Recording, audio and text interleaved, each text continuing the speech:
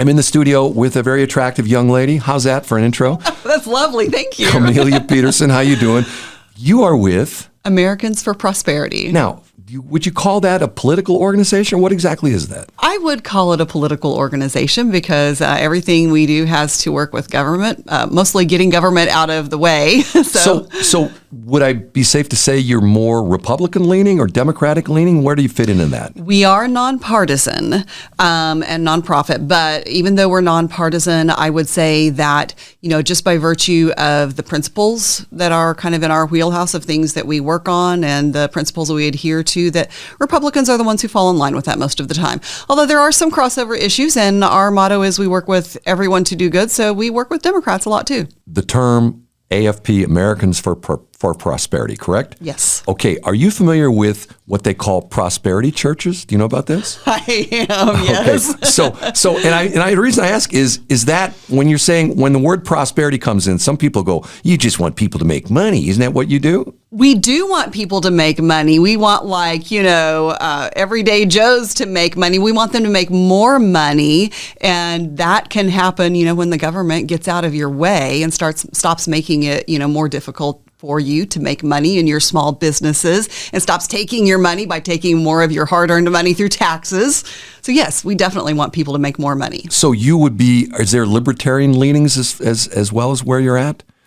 Yes, I think a lot of people would say that there are libertarian leanings to our organization as a whole, but we have a huge mixture of people that work together, and some of them are libertarians, some of them are hardcore conservatives, and a lot of us are a mix. So now, what do you do on a daily basis? What does your job entail? On a daily basis, I go out and work with folks at the local level for education, learning about their government, learning what the policies, what kind of legislation is coming down the pipe, learning about their elected officials, how to interact with their government, how to influence their elected officials. Sometimes people think that, there are these fancy people up there in their ivory tower and, they don't know how to approach them. And so, they're our neighbors. They're people like you and me. The interesting thing for me is on a local level, on a national level, we've got the last probably 7-8 years, a lot of what I call the first syndrome. We have the first black vice president, the first woman this, the first woman that. But on a local level and on a state level, women have been involved in politics for quite some time, haven't they? Oh, for sure. Yeah, we've had a lot of great women who've been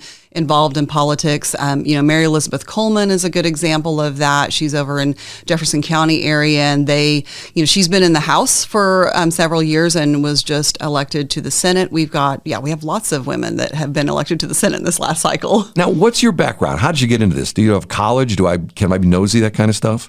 Sure. Actually, my story on this is a little weird. My background is actually in psychology. Really? I worked in the mental health field for several years. So that's why you're dealing with politicians, exactly, right? Mental health, right? Yeah, right. I tell everybody this makes me uniquely suited to work in politics. Right? Exactly. Either I'm crazy or everybody else is. Well, I think the latter is probably true. I think everybody's crazy in the politics, but that's a whole other story. Right? Yeah.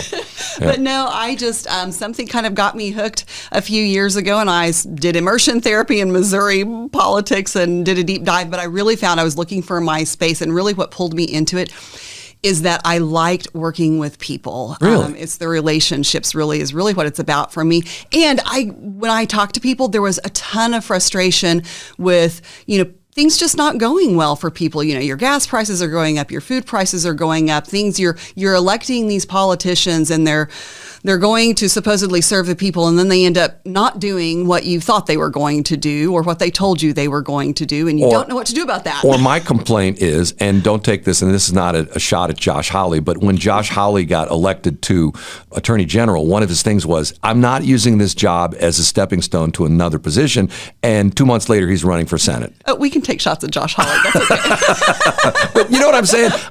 To me, that's what's frustrating to me is like, yes. Okay, you said this, but now you're contradicting.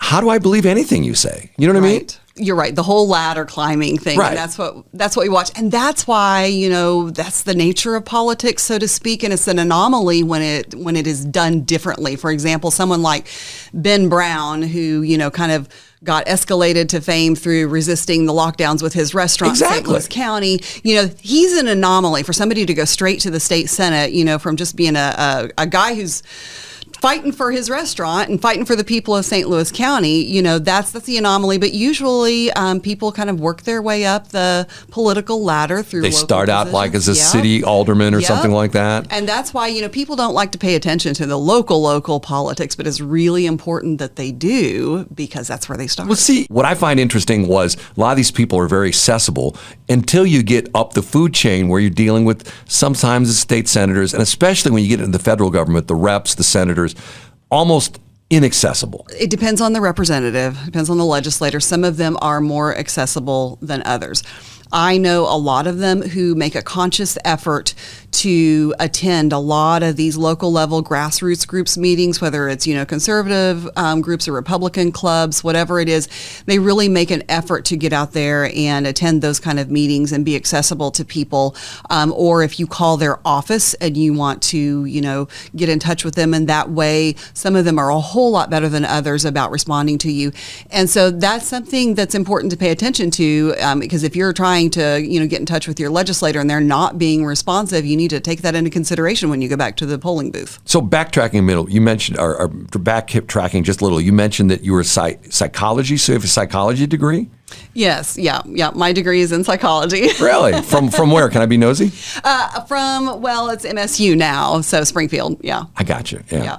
Missouri State, which, Yeah. and can I tell you an interesting story about I found out about that? Yes. You know one of the reasons why they renamed it? No. Okay, you're not going to believe this story, but a friend of mine, his son was playing high school football, and he was being highly recruited. He was being highly recruited at the time by Southwest Missouri State. And he said, my son will never go play for a multi-directional school. And I said, what? And he says, multi-directional, Southwest.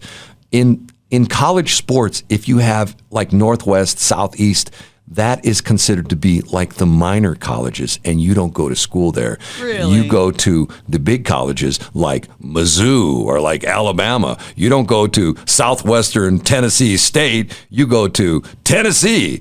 And that's why they changed the name, because it gave it more of a, especially in athletics, it gave it more of a like, wow, these guys are for real. This is Missouri State.